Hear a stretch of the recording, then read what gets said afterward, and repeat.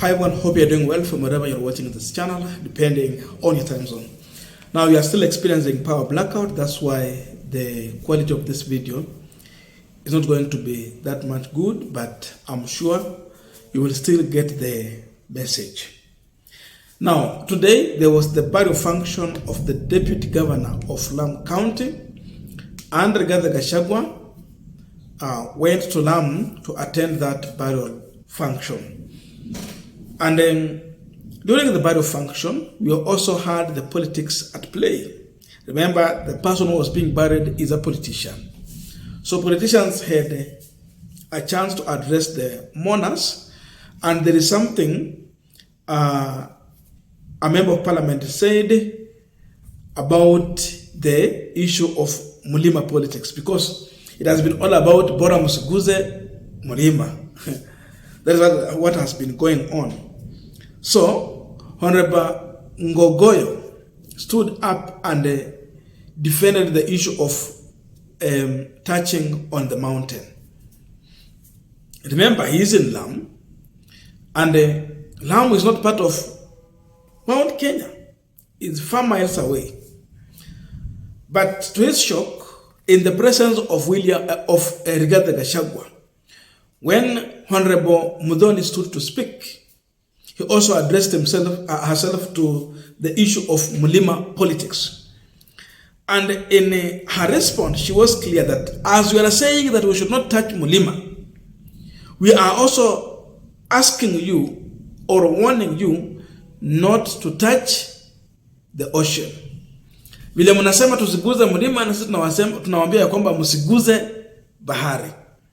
Hawa watu wote ambao wameongea ni wa Kikuyu, but are not all from Mount Kenya region.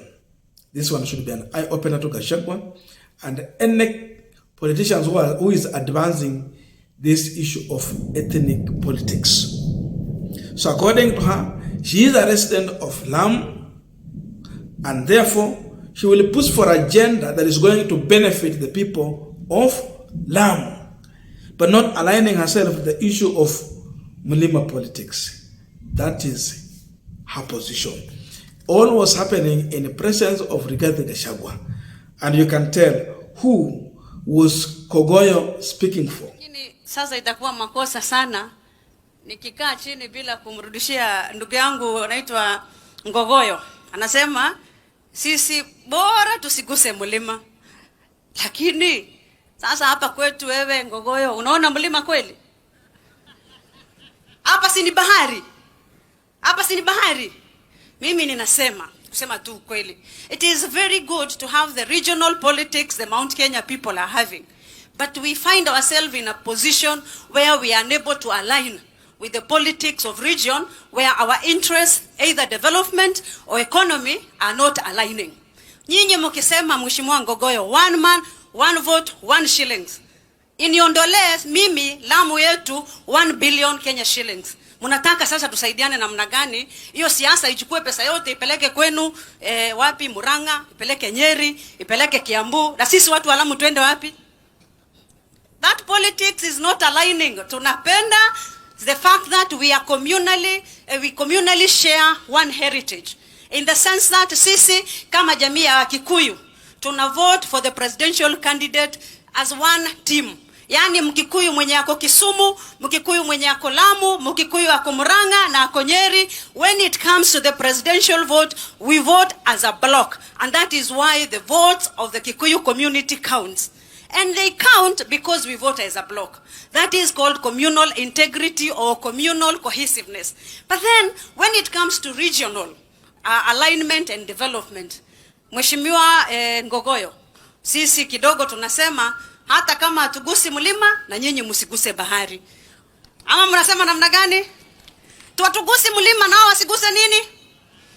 Kwa sababu sasa siasa ikiwa ni regional, maendeleo ikosekane Tana River, mahali ambao Wakikuyu wako kule Tana. Ikosekane Mpeketoni ambao Wakikuyu wako hapa Lamu, hata wamemchagua Muthoni.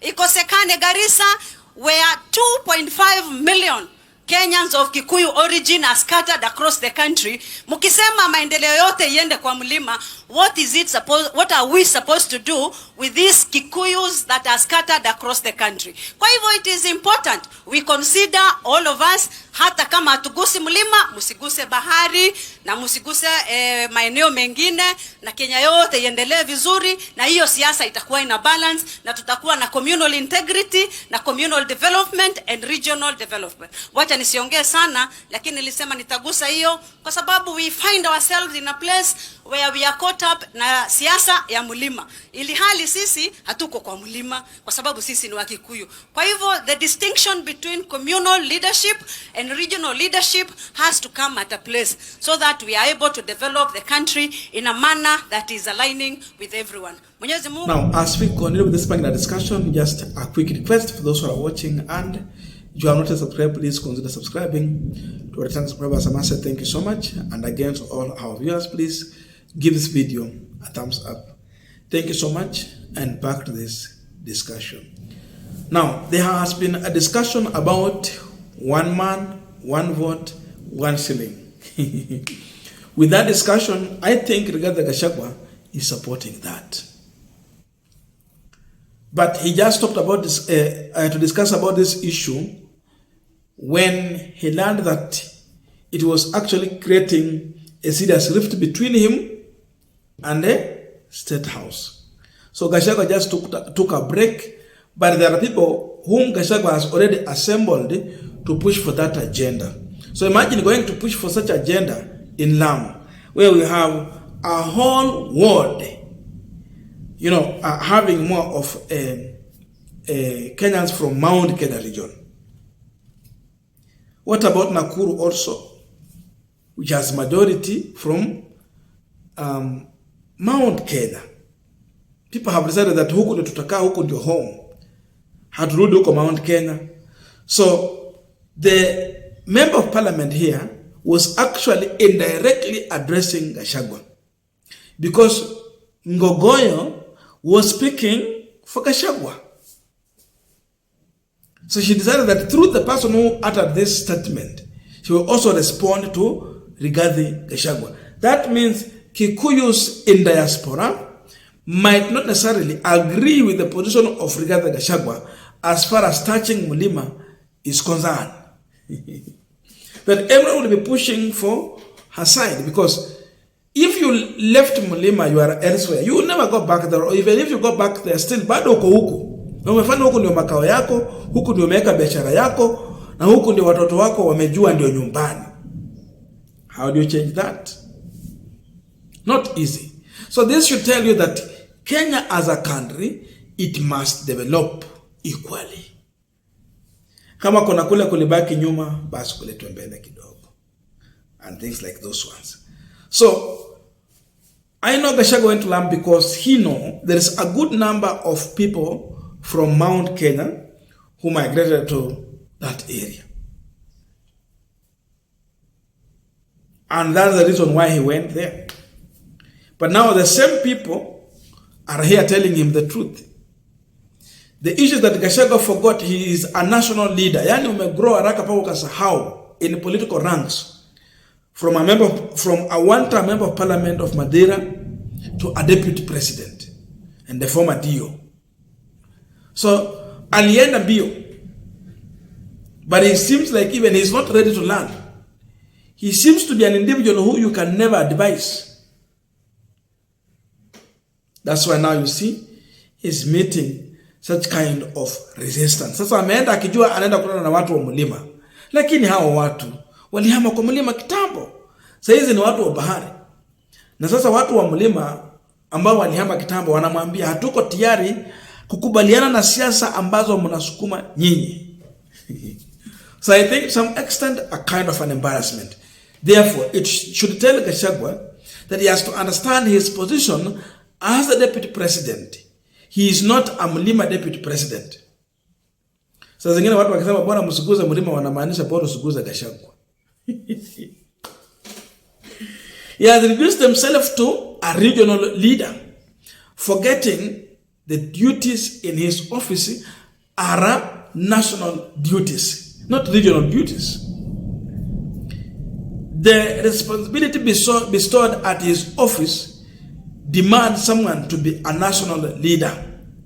But he has refused completely to appreciate that he is a national leader. In my view, the lady in this video is trying to communicate to Gachagua to try and embrace a national leader position. Habari mfikie Gachagua. Sasa lazima akubali Kenya ni kubwa na Kenya ina Wakenya wengi ambao wanamhitaji yeye kama deputy. Akikataa kuchukua nafasi yake, then he will be reduced to that kind of a leader. And you see the people around him who are advising him, actually, they are not really helping him in any way. Imagine if Gachagua is on ballot as a presidential candidate. Then with the kind of sentiment we've had earlier from him, who is going to embrace Rigathi Gachagua? Watu wachache sana. Watu wachache sana. And because of that, he will need a very strong running mate who has who actually command a national support. Mtu mwenye akikuja Western ako na support. Akienda Nyanza ako na support. Akirudi Mount Kenya ako na support. Akienda Coast Region ako na support. Akienda Eastern ako na support. Ni nani huyo? Mwenye hata kwa ballot as a presidential candidate anataka akuwe nyuma ya Gachagua. It can't